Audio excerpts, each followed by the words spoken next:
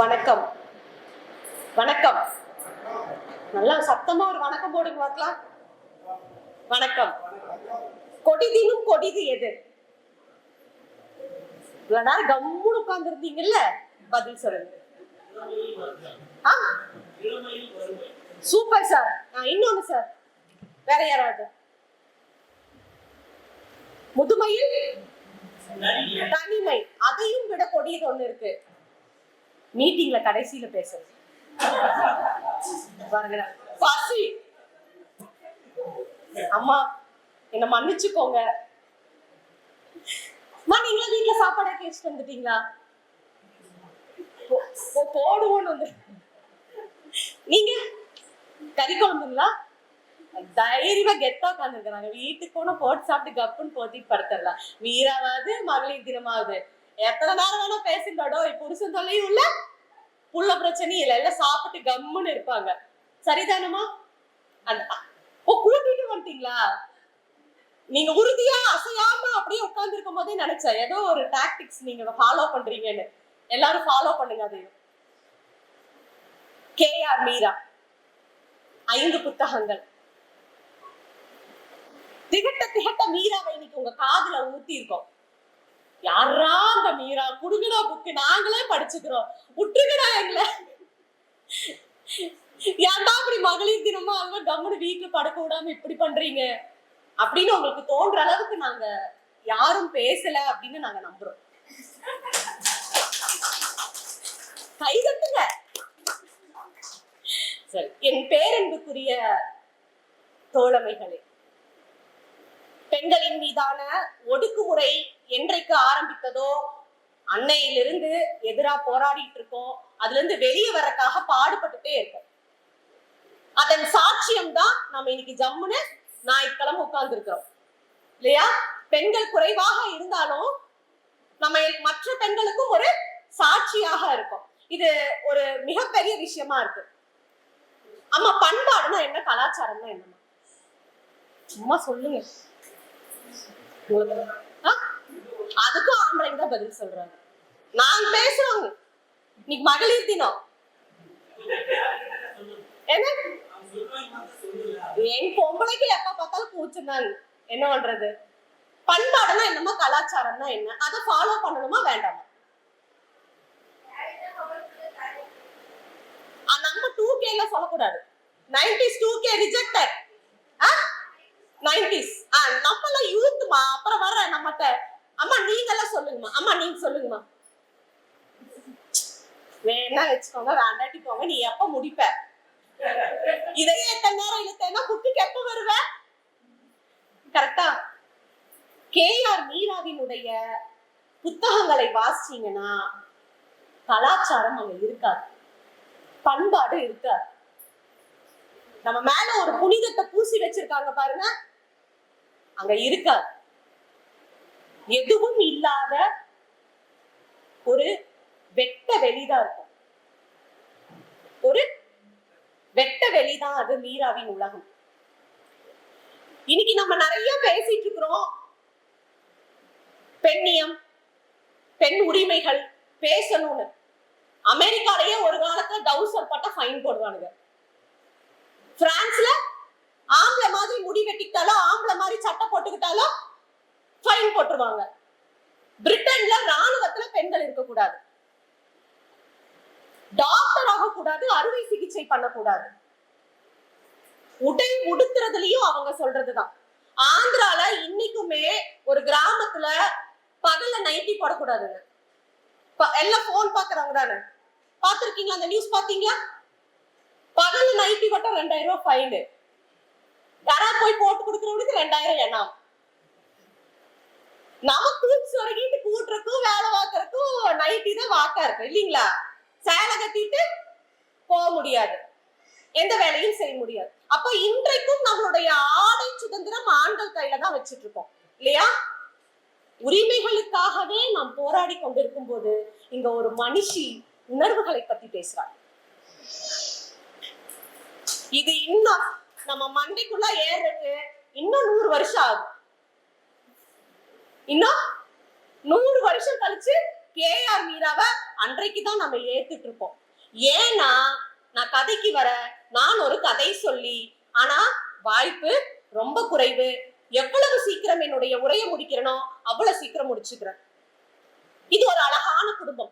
எப்பவுமே ஒரு கதை ஆரம்பித்தால் முதல் அத்தியாயத்திலிருந்து ஆரம்பிக்கும் இல்லையா? நான் கொஞ்சம் கோக்குமாக்கான ஆளு.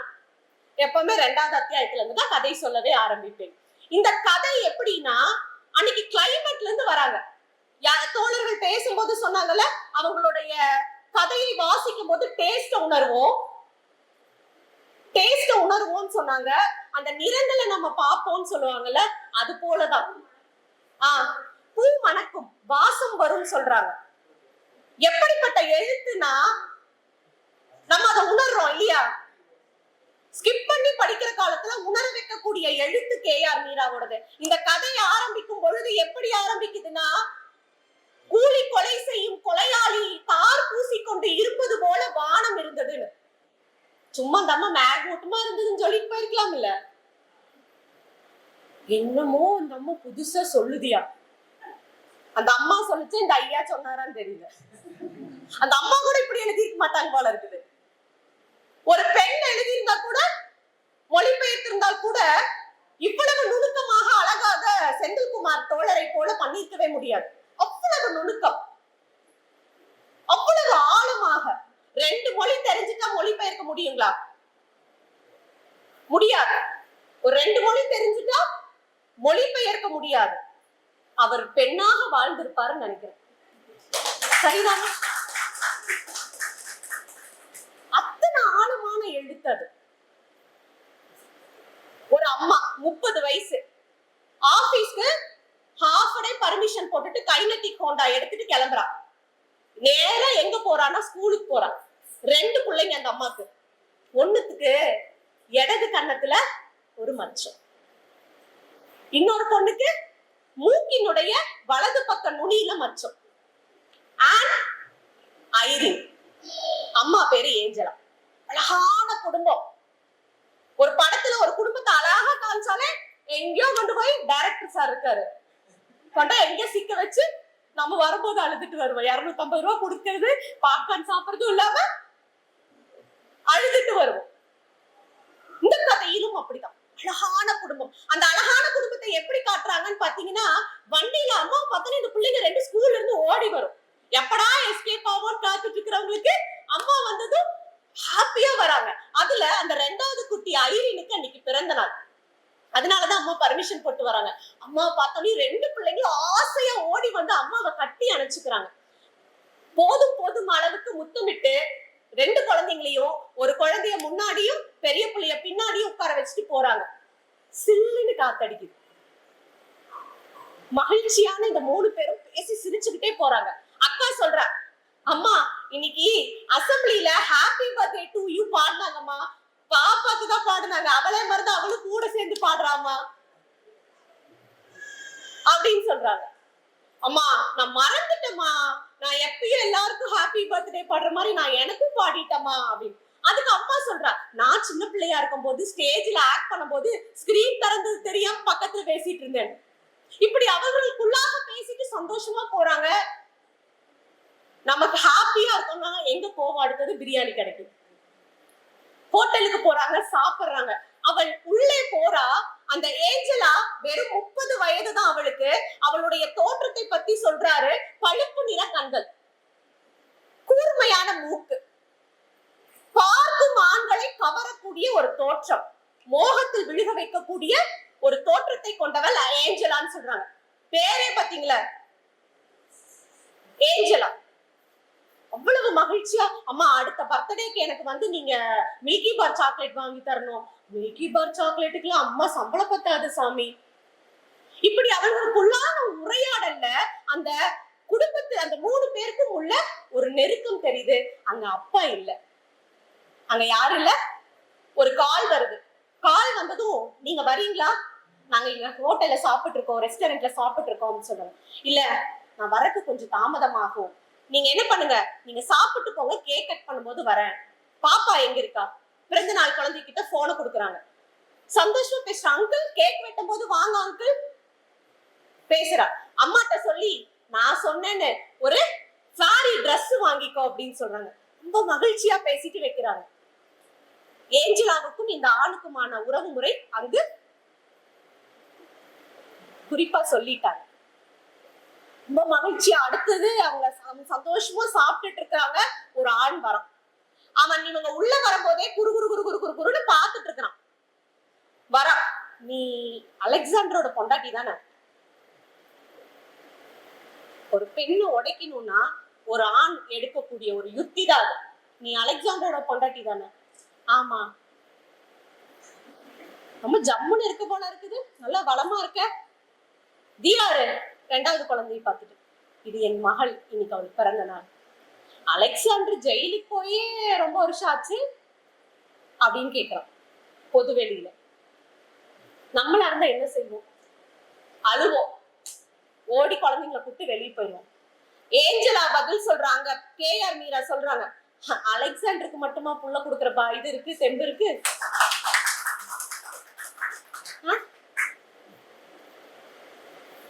மூஞ்சி சப்புன்னு அப்பி விட்டுருச்சு அந்த அம்மா வார்த்தையிலேயே. ரிலீஸ் ஆயிட்டான் அலெக்சாண்டர் அண்ணா. அப்படியா, ரொம்ப சந்தோஷம். சாப்பிட்டு முடிச்சுட்டாங்க. பில்லு நான் கொடுக்கட்டுமா? நான் கொடுத்துக்கோ, நீ கிளம்பு. கொடுத்துட்டு நேரா அடுத்தது கேக் வாங்கிட்டு வீட்டுக்கு போறாங்க. இது கதையின் 2வது அத்தியாயம். கதையின் முதல் அத்தியாயத்துக்கு வர வீட்டுக்கு வந்ததும் அது ஒரு குட்டி வீடுங்க. பாக்குறதுக்கு சின்ன வீடா இருந்தாலும் அவ்வளவு அழகா வச்சிருக்கான் அந்த வீட்டை. அது ஒரு குருவி கூடுன்னு வச்சுக்கோங்களேன். வீட்டுக்கு வந்ததும் அந்த கேக் எடுத்து ரெடி பண்றதும், அந்த நபர் நரேந்திரனுக்கு போன் பண்ணி கேக் கட் பண்ண போறோம் வரீங்களான்னு கேக்குறா. அவன் இவளுடைய முதலாளி. அவன் சொல்றான், முன்னாள் ஊழியர் தான் இவ. அவன் சொல்றான், இல்ல நான் கேஸ் விஷயமா லாயர் கிட்ட பேசிட்டு இருக்கேன், எனக்கு நாளைக்கு தண்டனை உறுதியாயிடும். என்ன தண்டனை அப்படின்னு கேட்டீங்கன்னா, இவன் கடன் பிரச்சனை இருக்கு. அந்த கடன் பிரச்சனையில இவன் சிறைக்கு போகவோ இல்ல தண்டனை அனுபவிக்க கூடிய தீர்ப்பு நாளைக்கு வரதா இருக்கும். அந்த பிரச்சனையில அவன் வழக்கறிஞரோட பேசிட்டு இருப்பான். நான் வர்றது கொஞ்சம் கஷ்டம், நான் வர்றதுக்குள்ள பிறந்த நாள் முடிஞ்சாலும் முடிஞ்சிரும் அப்படின்னு சொல்லிட்டு அவன் ஒரு வார்த்தை சொல்றாங்க. அடுத்த பிறந்த நாளுக்கு நான் இருப்பனோ மாட்டனோ, அடுத்த பிறந்த நாளுக்கு நான் இருப்பனோ மாட்டனோ. அவனுடைய மூக்கின் வலது பக்க நுனியில் அவனுக்கு ஒரு மச்சம் இருக்கு. இந்த 2வது குழந்தையின் மூக்கின் வலது பக்கத்துல மச்சம் இருக்கு. ஆனா இந்த குழந்தை அவன் அங்கிள் தான் கூப்பிடுது. ஓ, நீங்க வர முடியலையா, பரவாயில்ல அப்படின்னு சொல்லிட்டு இந்த குழந்தை வீட்டுக்கு போனதும் யூனிஃபார்ம்லாம் கழட்டி போட்டுட்டு, குட்டி புள்ள, சின்ன புள்ள, சட்டி மட்டும் போட்டுட்டு பர்த்டே கேப், கிரீன் கலர் கேப்பை வச்சுட்டு வேகமா ஆடி பாடி சந்தோஷமா வரா. அப்ப வீட்டுக்குள்ள ஒரு ஆள் வரா. இங்க நிறுத்திக்கலாம். இந்த நரேந்திரனுக்கும் ஏஞ்சலாவுக்குமான உறவு என்ன அப்படின்னா, இவ வேலை கேட்டு போவா. அப்ப அவன் வேலைக்காரருக்கு யோசிப்பான். அப்போ இந்த வேலை நிரந்தரமாக என்ன வேணுமோ அதை கேள், நான் தரேன்னு சொல்லுவான். அவனுக்கு புரிஞ்சிருக்கும், அவன் என்ன மீன் பண்றாங்கிறது புரிஞ்சிருக்கும். ஆனா புரியாத மாதிரி நீ என்ன சொல்ல வர அப்படின்னு கேட்பான். காதலிச்சு கல்யாணம் பண்ணவன் 5-6 வருஷம் நான் அவனை காதலிச்சேன், அவன் என்னை கொண்டு போய் விபச்சாரத்துல தள்ளிட்டான். நான் என்ன பேசுறேன்னு உனக்கு புரியுதா? எனக்கு தேவை வேலை அப்படின்னு சொல்லுவா. அவனை வேலைக்கு சேர்த்துக்குவான். நிறைய பக்கம் வேலைக்கு போவா ஏஞ்சலா. கொஞ்ச நாள் தான் இருப்பா. ஆனா அங்க இருக்கக்கூடிய அந்த முதலாளியோ இல்ல உயர் அதிகாரியோ இவர் பழக்கப்படுத்திக் கொள்வா. ஏன் அப்படின்னா, அவளுடைய குழந்தைகளை வளர்க்கணும், வாழ்வாதாரத்தை பார்க்கணும். ஏன் நிரந்தரமா இருக்க மாட்டான்னா, அலெக்சாண்டர்ங்கிற இவனுடைய முதல் புருஷன், காதல் கணவன், அவன் ஒரு ரவுடி. அவன் வந்துருவான். அவங்கிட்ட இருந்து தப்பிக்கிறதுக்காக இவ அலுவலகமாக ஓடிக்கொண்டே இருப்பா. ஆனால் இத்தனை முதலாளிகளை பார்த்த அவளுக்கு நரேந்திரனின் மீது ஒரு காதல். அவன் சொல்லுவான், என் பொண்டாட்டி முதல் பொண்டாட்டி இப்ப எல்லாம் சுனிதா, அவனுடைய நரேந்திரனுடைய பொண்டாட்டி சுனிதா. சே, நீ எவ்வளவு அழகா இருக்க, தேவதை மாதிரி. அவளும் தான் இருக்கிறாளு, நாட்டை முடிச்ச மண்டை,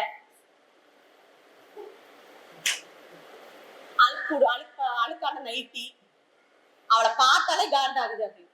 இப்ப இவ சொல்லுவா, அந்த பெண்ணை பத்தி இந்த கதை முழுக்க அவ சொல்லும் போதெல்லாம் அவ சொல்லுவா, அவ ஒரு இந்த வரையறுக்கப்பட்ட குடும்ப பெண்கள்ல அவ ஒருத்தி. அவளை நீ தப்பா பேசாத அப்படின்னு. சே, நீ எவ்வளவு இன்பம் எனக்கு கொடுக்குற. அவ அப்படி இல்ல அண்ணனி. அப்பவும் சொல்ற, அவ இந்த பண்பாடும் கலாச்சாரமும் வளர்த்தெடுத்த குடும்ப பொண்ணு. நான் அப்படி இல்ல, அவளை எதுவும் சொல்லாத, அவ ஒரு பாவம், அவளுக்கு தெரிஞ்சதெல்லாம் நீயும் உன் குழந்தைங்க அந்த வீடுதான், அவளுக்கு துரோகம் பண்ணாத, அவளை விட்டுட்டு என்கிட்ட வராதன்னு சொல்லுவான். ஒரே ஒரு முறை மட்டும் நீ என்னோடு இரு, உன்னுடைய மச்சம் இருக்கக்கூடிய ஒரு குழந்தைய நான் சுமக்கணும். ஒரு பெண்ணின் பெருங்காதல் எப்படியானதாக இருக்கும்னா அவனுடைய குழந்தைய சுமக்கணும். அதுதான் அவளுக்கு பெரியது. அவனுடைய காதலின் சாட்சியமாக ஒரு குழந்தை இருக்கணும் அவளுக்கு. மச்ச வச்சு எனக்கு ஒரு குழந்தை வேணும்னு ஒரு நாள் அவனோடு வாழுவா. கர்ப்பமாவா, அவனுக்கு ஒரு பெரிய கும்பிடு போட்டுட்டு அடுத்த வேலைக்கு போயிடுவா. ஏன்னா நீ ஒரு குடும்பத்துல இருக்கக்கூடிய ஆண், ஒரு பெண்ணுடைய சாபம் எனக்கு வேண்டான்னு விட்டுட்டு போயிடுவா.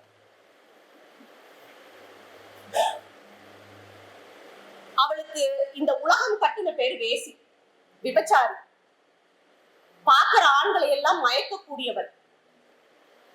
ஆனா அவளுக்கும் ஒரு இதயம் இருக்குங்கிறது இங்க மீற அழகா அழகா எங்கெல்லாம் வாய்ப்பு கிடைக்குதோ அங்கெல்லாம் போடுவாங்க. அத நம்ம ஆளு தமிழ்ல, மீரா நீங்க என்ன மலையாளத்துல எழுதுது, நான் எழுதுற தமிழ்ல. சார் நீங்க ஒரிஜினலா நீங்க தமிழ்ல எழுதுனீங்கன்னா எப்படி எழுதுவீங்க? அத படிக்கிறதுக்கு எங்களுக்கு பக்குன்னு இருக்கு. இவருடைய எழுத்து எப்படியானதாக இருக்கும், இதை நான் வச்சுட்டு அதை யோசிக்க ஆரம்பிக்கிறேன். இவரா எழுதினார்னா எப்படி எழுதுவார்? அப்படி இந்த கதையை நகர்த்தி கொண்டே போவார். இந்த மறுபடியும் கதைக்கு முதல் அத்தியாயத்துக்கு வர கேக் ரெடியா இருக்கும்.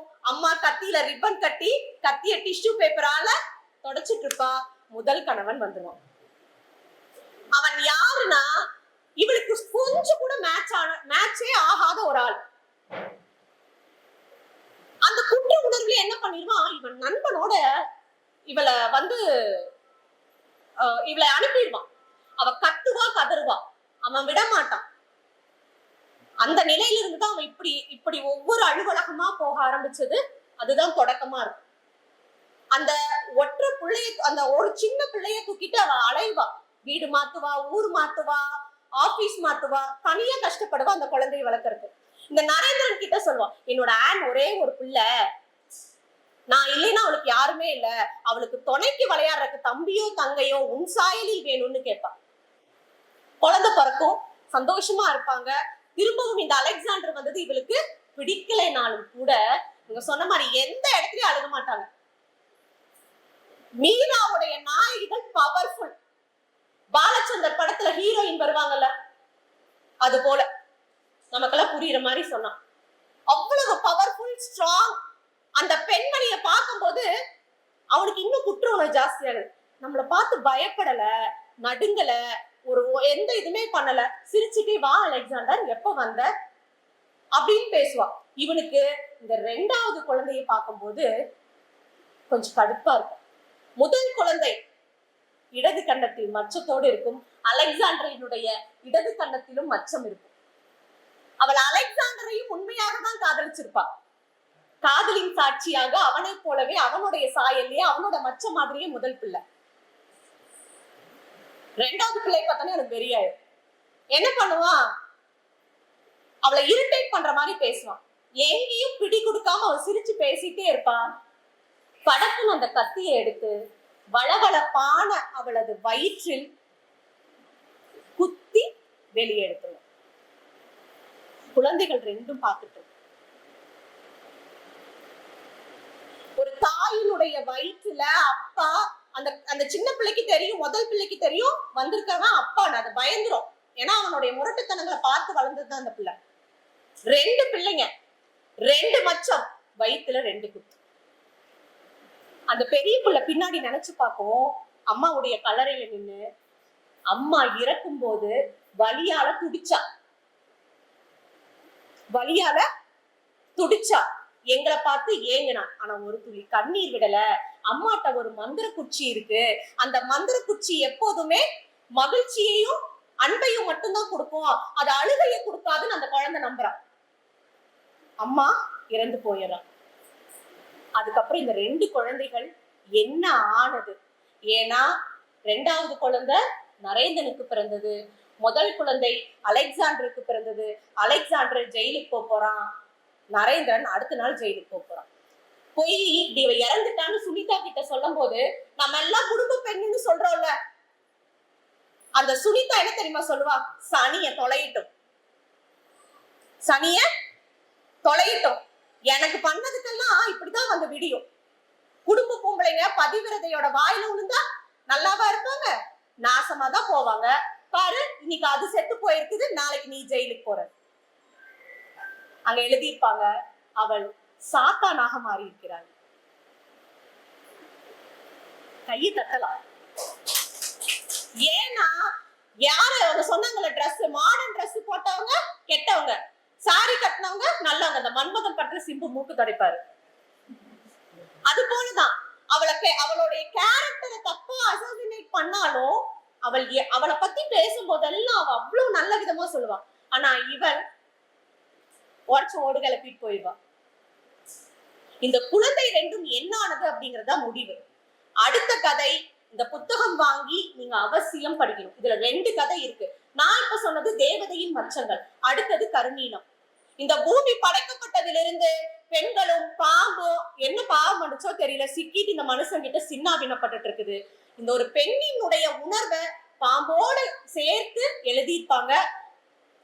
அந்த கதையை எழுதிருக்கு முன்னாடி அவங்க சொல்லியிருப்பாங்க, 18 வயதுக்கு கீழுள்ளோ கர்ப்பிணி பெண்கள், குழந்தைகள் என்ற புருஷன் இத படிக்காதீங்க, ஏன்னா இது கதை இல்ல, இது என்னுடைய அனுபவம் எழுதியிருப்பாங்க.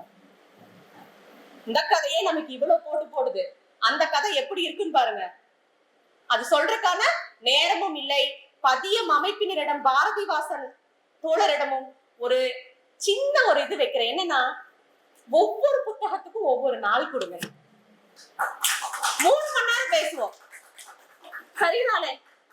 சரிதானே தோழர்? நீங்க யூதோசின் செய்தி நற்செய்தி கதையே சொல்லல. ஒவ்வொரு கதைக்குள்ளும் அவ்வளவு இருக்கு. ஆட்டோபாமா ஆட்டோபாம் இருக்கு. அப்படிப்பட்ட புத்தகங்களை எங்களுக்கு நிதானமாகவும் விழாவரியாகவும் உங்களுடன் பகிர்ந்து கொள்ள எங்களுக்கு இன்னொரு வாய்ப்பு இப்ப இல்லைனாலும் அடுத்த மகளிர் தினத்துக்காவது நீங்க தரணும். சிறந்த கொண்டாட்டமே பிறந்த நாள் தான். பிறந்த நாள் அன்னைக்கு அந்த குழந்தைக்கு ஏற்பட்ட அனுபவத்தை சொல்லியிருப்பாங்க. வாசிச்சு பாருங்க. இது உங்களுக்கு ஒரு மிகப்பெரிய அனுபவமாக இருக்கும். உங்களுடைய கலாச்சாரம், பண்பாடு, புனிதம் அத்தனையின் மீதும் சாணி எடுத்து அடிக்கிற மாதிரி இருக்கும். இன்றைக்கு மகளிர் தினம். நம்ம எல்லாம் பெண்மையை போற்றுவோம், ஆண்களுக்கு நிகராக நாங்களும் எங்களையும் சேர்த்துக்கோங்கன்னு போராடிட்டு இருக்கோம்.